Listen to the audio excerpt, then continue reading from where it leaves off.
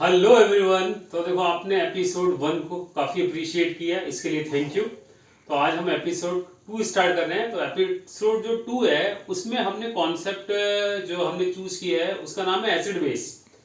Acid base ये topic ऐसा है जिसमें जेई हो चाहे नीट हो उसमें क्वेश्चन आना कन्फर्म है। 1 से 3 क्वेश्चन तक एग्जाम में आते ही है। तो आज हम 2 क्वेश्चंस हम ले रहे हैं, इसका कॉन्सेप्ट हम समझेंगे और डिटेल में समझेंगे इसको। सो देखो question number first is the most likely to lose water on the protonation is. आपके पास 4 ऑप्शन है, इसमें हमें ये एक्सप्लोर करना है इनमें से कौन से कंपाउंड में प्रोटोनेशन सबसे आसानी से होगा और कौन वाटर इजीली लूज कर देगा, है ना। So let me start. देखो पहला कंपाउंड हमारे पास ये है। प्रोटोनेशन का क्या मतलब होता है? Protonation means addition of proton.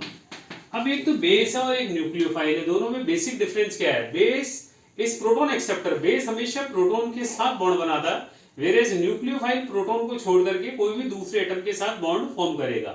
तो देखो ये अल्कोहल है, ये है Lewis base, electron rich, whereas proton is electron deficient, act as a Lewis acid.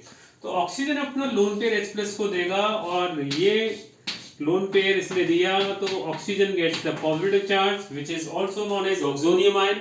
And oxonium oxygen में पॉजिटिव चार्ज, नुकसान है ये इसको अनस्टेबल करेगा, तो डिहाइड्रेशन होगा और डिहाइड्रेशन होकर के हमें ये 3 मेंबर्ड रिंग जिसका नाम है साइक्लोप्रोपीनियम कार्बोकेटायन ये हमें मिलेगा।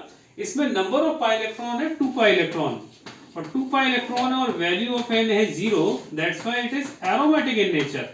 बेसिकली पॉजिटिव चार्ज पूरी 3 मेंबर्ड रिंग के अंदर डीलोकलाइज हो रहा है तो एरोमेटिक आ रहा है, तो ये स्टेबिलिटी अचीव हो रही है। बिल्कुल सेम चीजें हम इन 4 ऑप्शन में हम करेंगे। देखो ये इसने दिया तो यहाँ पे अगेन ऑक्सोनियम आयन जनरेट होगा जो कि अनस्टेबल है, डिहाइड्रेट होकर के हमें ये कैटायन मिल गया और this carbon is sp3 hybridized, that's why it is non aromatic in nature.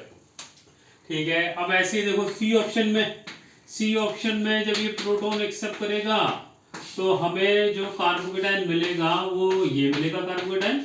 And this one is 4 pi electron, यहाँ 4 पाई इलेक्ट्रॉन है रिंग में और 4 पाई इलेक्ट्रॉन है, that's why it is anti aromatic in nature which is highly unstable. तो ये reaction तो proceed ही नहीं होगी क्योंकि यहाँ डैमेज हो रहा है। और फाइनली फिनॉल तो ऑलरेडी रेजोनेंस स्टेबलाइज्ड है, that's why it is not capable to react with proton.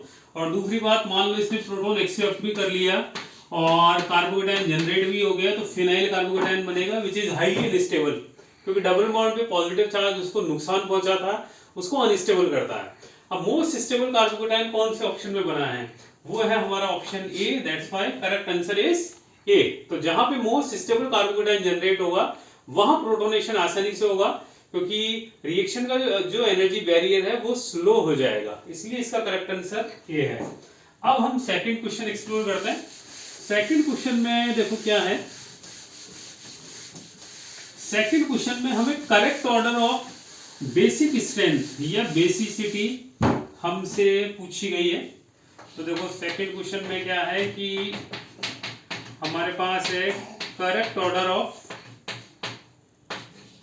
Basic strength. Basic strength हमसे यहां पूछी गई है। हमारे पास ऑप्शन है 4, इन चारों की बेसिक स्ट्रेंथ को हमें कंपेयर करना है। तो देखो फर्स्ट ऑप्शन है हमारे पास ये oxygen gets the negative, this one is alkoxide ion. Second option में 3 की रिंग है, मतलब 3 कार्बन है और nitrogen gets the negative charge. फिर है हमारे पास कार्बोक्सिलेट आयन और डी ऑप्शन है हमारे पास ये जहां कार्बन भी नेगेटिव है ना। तो देखो आप बेसिक स्ट्रेंथ, बेस क्या होता है? Lone pair donor. अब देखो बेसिक स्ट्रेंथ कैसे देखेंगे? नंबर 1 स्टेप, पहले तो आप लोन पेयर और लोकलाइज और डीलोकलाइज एक्सप्लोर कर लो, है ना। Localize always more basic than delocalize lone pair. तो देखो negative charge, lone pair definitely क्या है? लोकलाइज। यहाँ भी क्या है? लोकलाइज। यहाँ ये रेजोनेंस में पार्ट ले रहा है, that's why this lone pair is delocalize और यहाँ लोकलाइज्ड है। तो बताओ मिनिमम बेसिक कौन हुआ इन चारों में से? वो है ऑप्शन सी। तो सी तो मिनिमम बेसिक हो गया।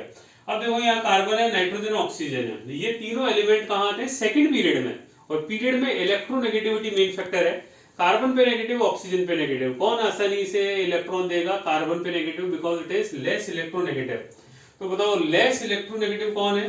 डी है, that's why most basic is D. उसके बाद कौन आएगा? बी, ओके ना, क्योंकि नाइट्रोजन ऑक्सीजन में से लेस इलेक्ट्रोनेगेटिव नाइट्रोजन है, इजीली लोन पेयर देगा।